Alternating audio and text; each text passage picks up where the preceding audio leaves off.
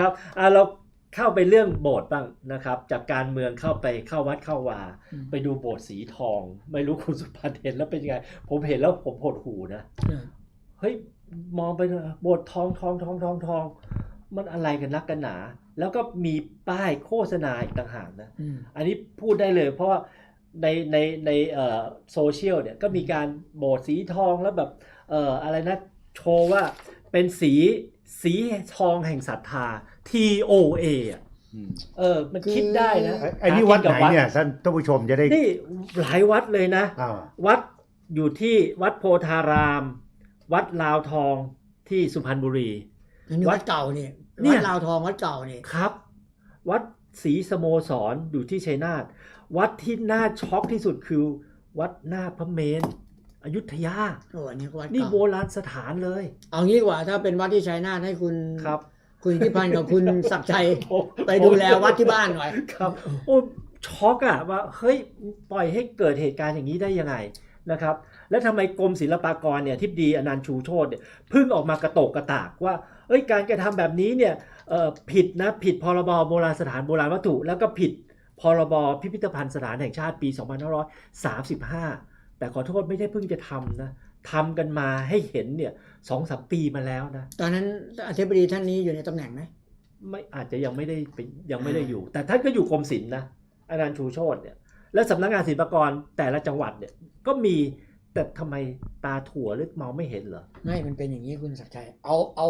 วัดที่เป็นโบราณสถานก่อนครับหน้าพระเมรุเนี่ยอยุธยาเนี่ยคือการบูรณะปฏิสังขรณ์โบราณวัตถุหรือวัตถุโบราณเนี่ยครับซึ่งคนที่จะทำงานด้านนี้เองเนี่ยก็บอกว่ามันเถอะทะคืออำนาจในการที่จะสั่งบูรณะหรือว่ารูปแบบในการบูรณะเนี่ยคนที่อนุมัติคือใครรู้ไหมฮะใครเอ่ยอธิบดีกรมศิลปากรเท่านั้นแม้ว่าจะไม่ได้ขึ้นทะเบียนเป็นโบราณสถานไม่ที่ขึ้นโบราณเป็นโบราณสถานผมแยกให้เห็นก่อนคือต้องได้รับการอนุมัติจากอธิบดีกรมศิลปากรนี่ว่าด้วยพรบโบราณสถานแล้ววัตถุโบราณปี2535แก้ไขมาเรื่อยๆตั้งแต่ปี2504แก้ไขมาเรื่อยมาถึง35เมื่อปี60ก็มีการแก้นะ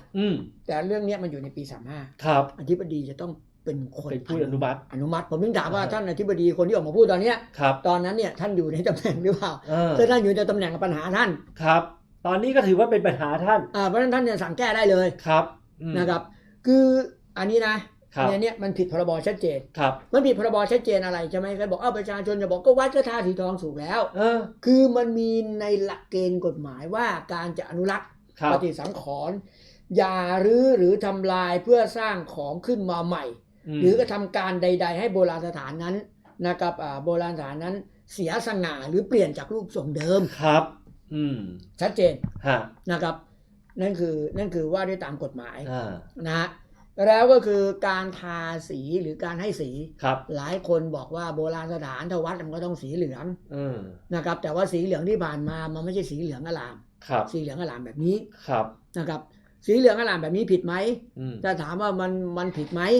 ในโบราณสถานเนี่ยมันผิดตามกฎอยู่แล้วนะครับอันนี้ว่าโดยโบราณสถานที่ขึ้นทะเบียนก่อนมันผิดอยู่แล้วใช่ไหมฮะส่วนวัดเนี่ยยกเคสวัดเลยนะที่ไม่ได้ขึ้นทะเบียนเป็นโบราณสถานหรืออายุยังไม่ถึงคุณสมบัติไม่ถึงเนี่ยมันถือว่าเป็นการเปลี่ยนแปลงที่มันไม่เหมาะกับสถานะของแห่งวัดเพราะสีเหลืองเนี่ยเขาจะเป็นสีเหลืองนวลๆสีเหลืองอ่อนๆไม่ใช่เหลืองแบบนี้แล้วมันก็ไม่ใช่เหลืองคือพูดง่ายมันต้องเหลืองขมิ้นหรือเหลืองแก่นขนุนมันไม่ใช่เหลืองแบบนี้เหลืองทองนี่เหลืองทองคำแล้วนี่เป็นเพราะสีป่ะครับเหลืองทองเพราะสีเขาต้องการโปรโมทสี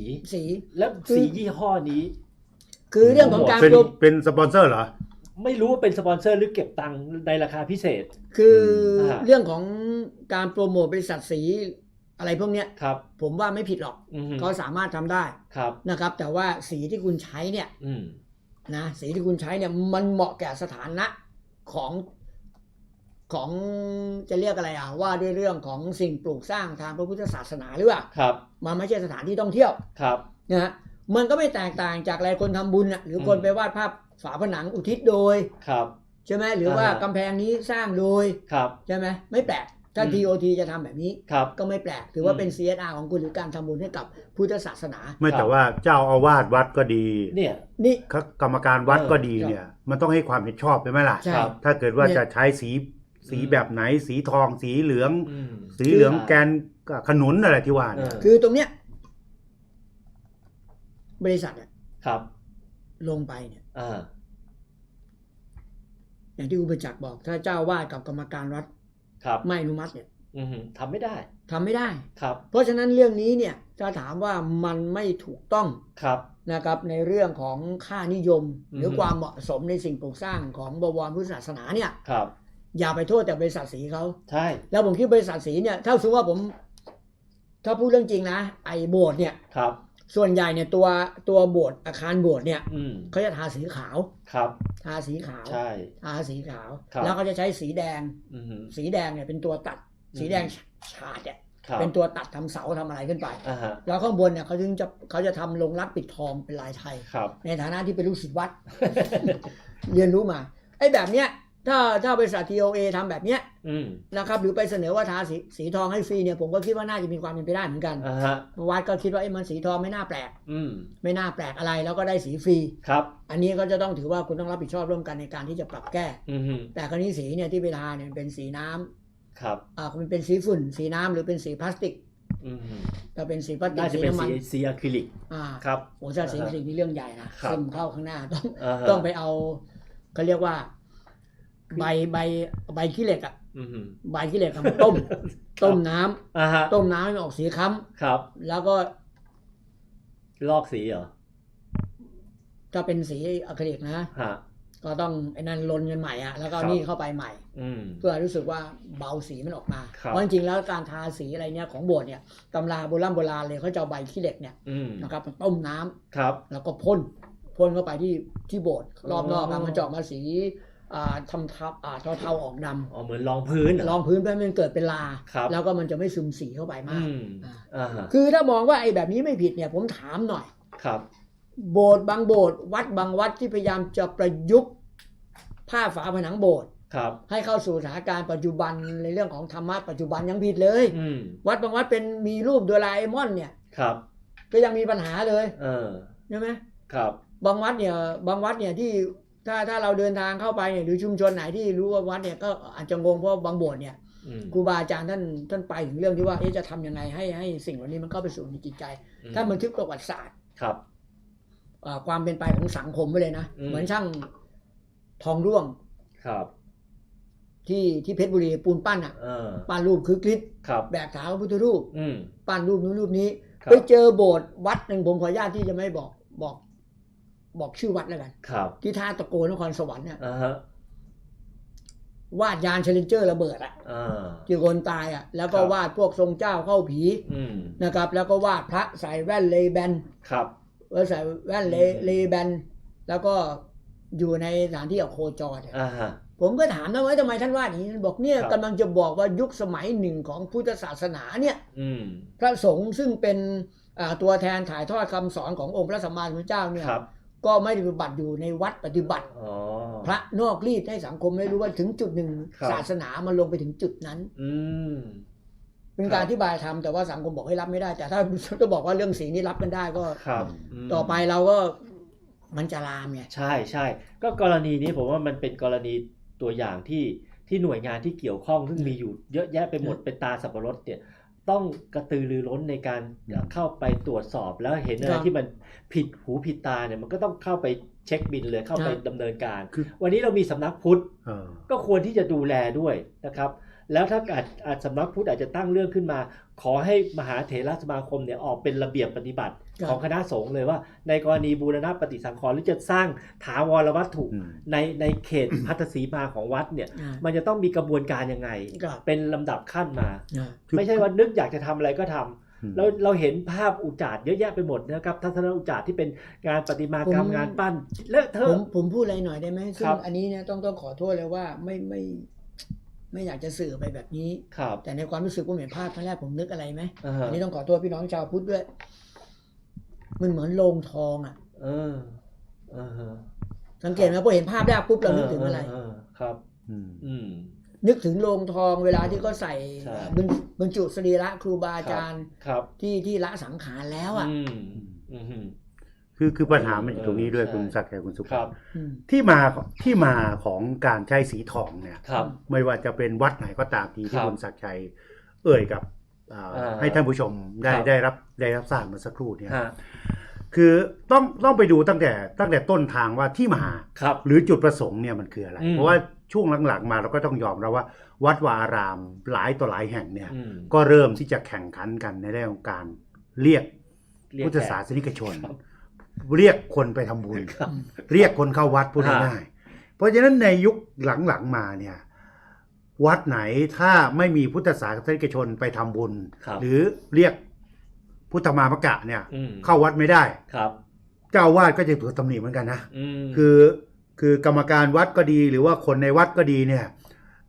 ชาวบ้านก็ดีเนี่ยมีความรู้สึกทำไมวัดนู้นคนขึ้นเยอะจังเลย มันเกี่ยวกับพัดยศเหมือนกันนะคุณสุปัน คือต้อง สิ่งที่คุณประจักษ์ นี่ไง พูด ผมกำลังพยายามที่จะ เออ พยายามที่จะยกประเด็นคำถามว่าตกลงเนี่ยมันเป็นความตั้งใจไหมหรือมันเกิดจากอะไร อืม เพราะว่าช่วงหลังเนี่ยวัดที่มีสีสันที่แปลกตาเยอะนะคุณ ครับ คุณศักดิ์ชัยคุณสุบัน ใช่ใช่ คือนอกเหนือจากวัดของท่านอาจารย์อะไรอ่ะที่เชียงรายวัดร่องคุณเนี่ย ครับ อืม วัดร่องคุณที่จังหวัดเชียงรายก็เป็นสีขาว ครับ คือเป็นคล้ายๆกับเป็นแต่ว่าเป็นสถาปัตย์เป็นการออกแบบ ครับ ใช่ไหมที่เน้นความสวยงาม แล้วก็ อืม สีเอาไปโทนสีขาว ครับ ก็เป็นเอกลักษณ์ อ่าฮะ เป็นวัดสีขาว ครับ เป็นโบสถ์สีขาว อ่า ที่คนพูดถึงกัน ครับ นักท่องเที่ยวมาก็จะต้อง วั ไป ดขาว ต้องไปที่วัดร่องขุน ครับ เป็นวัดที่มีสีขาว อืม นอกเหนือจากนี้มันมีเยอะแยะเลยคุณศักดิ์ชัย อืม คุณสุบรรณ ครับ วัดสีชมพู ฮะ เอา เออ มีนะวัดสีชมพู ครับ คือทาด้วยสีชมพูเลยอยู่แถวรังสิตเดี๋ยวไปดูสิ ใช่ ที่รังสิตเนี่ย พิกเนตด้วยเปล่า วัดสีน้ำเงิน ครับโอ้โห วัดสีน้ำเงินเนี่ยเป็นโบสถ์เซรามิก ครับ คือเน้นสีน้ำเงิน ฮะ อยู่ที่จันทบุรี ครับ อืม ออกโทนสีน้ำเงินเลย อืม ก็เรียกวัดสีน้ำเงิน อืม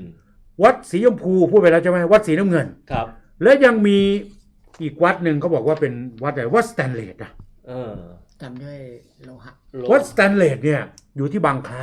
ครับ เขาบอกว่าที่เลือกสแตนเลสเป็นวัตถุดิบ อืม เป็นวัตถุในการก่อสร้างในการใช้เนี่ยเพราะว่าสแตนเลสไปศึกษาแล้วว่าสามารถที่จะยืนหยัดมีอายุคงทนได้เป็นพันปี ม เขาบอกอย่างนั้น ครับ อันนี้อยู่ที่อำเภอบางคล้า ครับ ซึ่งอำเภอบางคล้าเนี่ยก็ถือว่าเป็นจุดที่มีโบสถ์สีเนี่ยนะครับ อืม เช่นเดียวกันด้วย ครับ นะฮะก็มีโบสถ์อื่นด้วยเช่นเดียวกัน เออ ที่บางคล้าเนี่ย ครับ เพราะฉะนั้นผมนึกถามไหมว่าตกลงเนี่ยมันเป็นเพราะว่าตั้งใจที่ให้เป็นแหล่งท่องเที่ยวหรือเปล่า อืม หรือต้องการที่จะดึงรายได้เข้าวัดหรือเปล่า ครับ ก็เลยสร้างจุดเด่น อืม ขึ้นมา เหมือนกับวัดแถวฉะเชิงเซาเนี่ยจะเยอะมากนะ เออ วัดที่เกี่ยวข้องกับอะไรความเชื่อความศรัทธาของคนเนี่ย ครับ ไปกันเยอะ อืม แล้วมันใกล้ไง ครับ มันใกล้คนก็ไปกันเยอะไปก็ทำบุญอะไรต่อมีอะไร วัดกลายเป็นอะไร กลายเป็นที่คนหลั่งไหลไป อืม แล้วก็มีเงิน กลายเป็น บริจาคเงินทำบุญ ศาสนาพาณิชย์ กลายเป็นลักษณะอย่างเงี้ย เออ อย่างที่คุณสุปันว่า ซึ่ เนี่ ง ย ผมว่าอันนี้มันต้องจัดระเบียบให้เข้มข้นแล้วล่ะ เพราะไม่งั้นเดี๋ยวนั้นมันก็จะเอาไปใช้ประโยชน์ที่มัน คือ ออกนอกหลักศาสนาไปซะ คืออย่างที่คุณไปจักษ์ว่าจะเป็นการวัดเป็นสถานที่ท่องเที่ยว ครับ ก็เขาก็พยายามจะทำกันนะสถานท่องเที่ยวเชิงธรรมะ อืม หรือท่องเที่ยวทางเกษตรอะไรเงี้ย ใช่ใช่ แต่มันก็ต้องมีกรอบ ใช่ มีกรอบเขาเรียกว่าสิ่งที่ปฏิบัติร่วม ใช่ อย่างที่คุณไปจักษ์ว่ามาเนี่ยแหละ มันก็ อืม ต้องถึงเวลาที่จะต้องสังคายนา ใช่ เพราะผมบอกอะไรไว้อย่างหนึ่ง ฮะ ถ้าไม่ทำอะไรเดี๋ยวมันจะมีอีกแบบหนึ่ง ที่มันพิสดารไปเรื่อย คือจะมีโบสถ์สีแดง ๆ ครับ แล้วไม่ใช่สีแดงฉาดเนี่ยมันจะสีแดงการเมืองถ้วย ครับผ ที่ ม ผมบอกไว้เลย อ ผมบอกไว้เลยก็ ครับ ทำไมคุณทำได้ อ แล้วสังคมไทยชอบเปรียบเทียบและกล่าวอ้าง ครับ คือถ้าเป็นสีแดงฉาดหรือว่าสีแดงลงรักแบบที่เราเห็น ใช่ นะครับตามเสาโบสถ์เสาศาลา ใช่ ไม่แปลก ครับ นะ อืม บางคนบอกสุพรรณแดงสดแดงฉานเป็นไง อืม ก็ลองศึกษาดูบ้างอย่าถามผมทุกอย่าง ผมเป็นคนพุทธรู้มันดิ ครับผม ใช่ไหม ครับ ลองดู คือวัดวาอารามเนี่ยครับว่าคำว่าโบสถ์เนี่ยเอาว่าโบสถ์อุโบสถเนี่ยคือความจริงแล้วในหลักขององค์สมเด็จสัมมาสัมพุทธเจ้าเนี่ยอุโบสถหรือโบสถ์เนี่ยนะโบสถ์เนี่ยคือในศาสนาอื่นเนี่ยก็มีโบสถ์เหมือนกันนะโบสถ์พราหมณ์โบสถ์คริสต์อะไรก็ว่ากันไป แต่ว่าโบสถ์ในพุทธศาสนาเนี่ยองค์สมเด็จสัมมาสัมพุทธเจ้าเนี่ยท่านให้เป็นเพียงแค่พื้นที่ที่พระเนี่ยไปประกอบพิธีทางสงฆ์ให้มีอาณาบริเวณโล่งกว้างสามารถที่จะประกอบศาสนกิจเช่นบวชหรือพระเนี่ยลงสวดมนต์เป็นกิจวัตรของสงฆ์เท่านั้นเองไม่ได้ระบุว่ามันต้องอลังการงานสร้างต้องสีอะไรต้องยังไงไม่ต้องใหญ่โตมากเพียงแต่ว่าในช่วงหลังเนี่ยเพราะด้านหนึ่งอาจจะเป็นพุทธพาณิชย์หรือเปล่าผมไม่แน่ใจนะผมไม่อยากจะพูดคำนี้อีกด้านหนึ่งก็คือการแข่งขันของวัดวารามต่างๆอีกด้านหนึ่งก็คือดึงเพื่อเป็นแหล่งท่องเที่ยวหาเงินเข้าวัดก็เลยทำให้มีการบูรณะมีการขยับขยายมีการสร้างอุโบสถก็หลังใหญ่หลังโตมีพระพุทธรูปไม่เป็นไรพระพุทธรูปถือว่าเป็นสัญลักษณ์ของพุทธศาสนาแต่ว่าอย่างอื่นที่มันไม่จำเป็นต้องไปใส่เนี่ยตอนหลังก็มีเข้าไปเยอะมากในอุโบสถหรือในพื้นที่ของวัดวารามทั้งหลายทั้งปวงเนี่ยมันก็เลยกลายเป็นแข่งกันเจริญทางด้านวัตถุใช่แล้วก็ไปตัดสินว่าวัดนี้มีคนเข้าไปเยอะมีพุทธบริษัท4ไปทำบุญกันเยอะก็เลยมีเงินเยอะมีพระป่ามีกฐินเยอะกลายเป็นวัดที่ได้หน้าวัดไหนที่ไม่สามารถที่จะหาหรือกระตุ้นคนให้มาทำบุญเยอะๆได้กลายเป็นวัดที่มีปมด้อยไปเจ้าวาดหรือกรรมการก็น่าจ่อยไปคือตราบใดที่ยังมีความคิดความเชื่อแบบนี้คุณสุบรรณคุณศักดิ์ชัยเราก็อาจจะได้เห็นอะไรที่มันมากกว่านี้ก็ได้อาจจะมีรูปพระเป็นโดราเอมอนเป็นรูปใหญ่ๆโตๆอาจจะมีอะไรแอปบดแดงนะหัวเป็นแอปบดแดงแล้วก็แต่งกายเป็นเครื่องแบบพระก็ได้เพื่อที่จะดึงดูดความสนใจของคนไปดูของแปลกใช่ เพราะฉะนั้นเราเรียกร้องให้เร่งจัดระเบียบนะครับเพราะว่าก่อนหน้านี้เนี่ยก็เห็นมีการจัดระเบียบมารอบนึงแล้วก็คือเอาตู้จำหน่ายวัตถุมงคลออกจากพระอุโบสถหรือศาลาวัดไปอยู่นอกเขตศาลาวัดรูปสักการะที่มีเกี่ยวข้องกับพุทธศาสนาให้เอาออกครับแล้วก็คิดว่าตอนนี้ก็ต้องมากระชับการจัดระเบียบให้รัดกุมมากขึ้นไปอีกนะครับ